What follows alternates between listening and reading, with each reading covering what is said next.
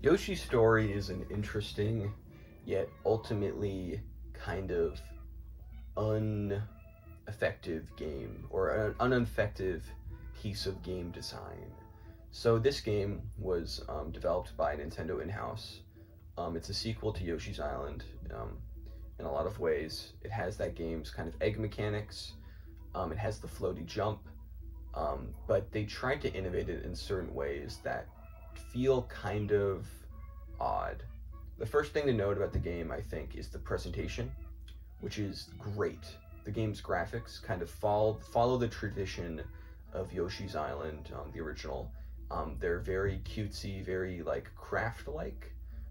It's a little more less specific in its kind of crayon style, of the crayon style of the original game, but it's just so nice, and it's 2D, which is cool. It uses pre-rendered sprites, and there's just so many cool designs, cute little flourishes. The game looks fantastic.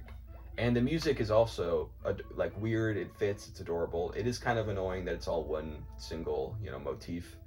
I forget the word for it, but all songs have the same melody. And it's fine, whatever, but it's the place this game kind of fails is the game and level design, because they take a few swings and most of them don't work. So this game is stuck between two extremes. It is a casual game meant for little children to have fun with, that it's easy to beat, and it's also a game that, if you wanted to, can be an extremely frustrating, perfectionist kind of platformer collectathon thing. The way this game changes the structure of Yoshi is to basically create this weird situation. Is the goal is not to finish the stage, but it is to collect 30 fruit.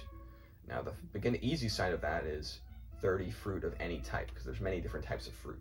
So yeah, whatever, just get like some trash, lame fruit no one wants. You get 30, get a bunch of apples, it's fine. No one will judge you. But when you do it that way, you kind of rob yourself of playing most of the level, because if you just get 30 of any fruit, you're gonna probably not even get to the end of the stage as it is, which is kind of disappointing. But the way the game tries to kind of twist this into something, for experts, is that there are 30 secret melons. These are these these green kind of cool things, these little rewards for doing different objectives in the game, and they're very well hidden. And you have to get 30 of them, and you get a perfect score, and Yoshi gets very happy, which is great for him. But the problem with this melon system is that it doesn't really accommodate the way the rest of the game is, because this is a kind of an open explorative game. So it's like, okay, you look around the levels searching for melons, that's fine, I guess. But with that, you kind of come into the problem that many melons are permanently missable, which is like, okay, sure, in Yoshi's Island, a lot of the collectibles, like the flowers and the red coins, were permanently missable. But with this game, if you miss one single melon, you can't get a perfect score. So it's like, what's the point of even trying at that point? It kind of reduces the kind of motivation of the player to be good and actually try in the stage, which I think is a big problem. It kind of makes it so there's no in between just from just playing the game super casually and going for everything. And if you collect one fruit by mistake that's not the melon, then again, you're just blocked off from this kind of different, more satisfying objective. And another thing about this game that I don't like is the control. It is smooth in some ways, but Yoshi's jump just does not feel kind of right.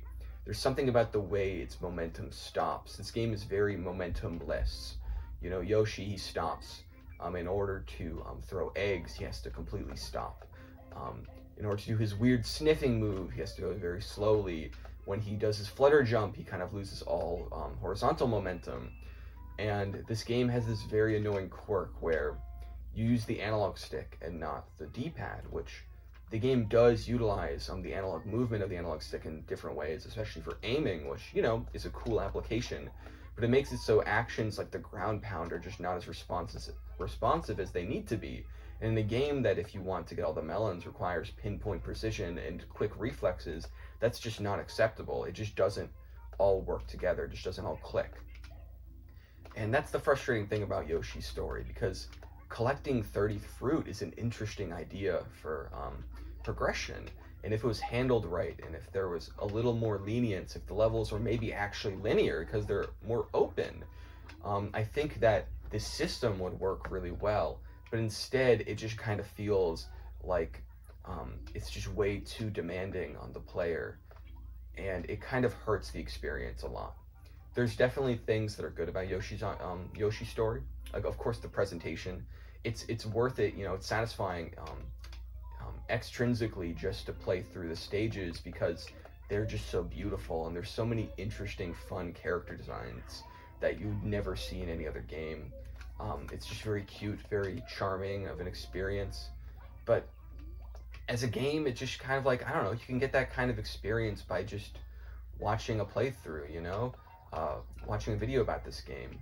And it feels like wasted potential, because these ideas of a more lax, exploration-based game they've been proven to work by Yoshi's Mysterious Book.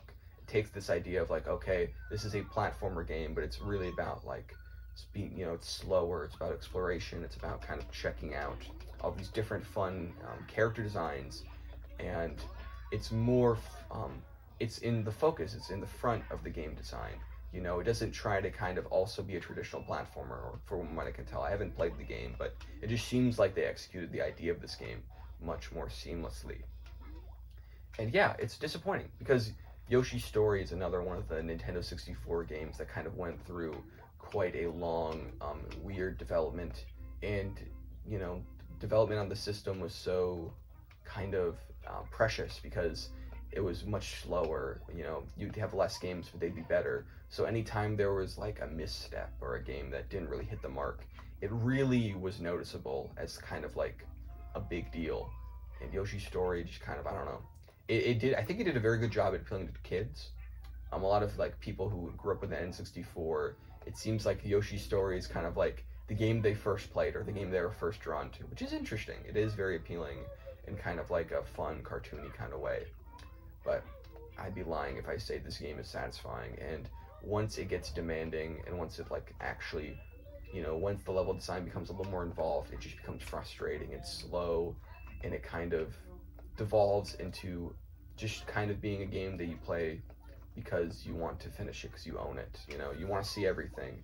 You don't necessarily want to keep playing. It's kind of hard to explain the difference, but yeah, Yoshi's Story, it's a frustrating game in some ways, but sure is cute.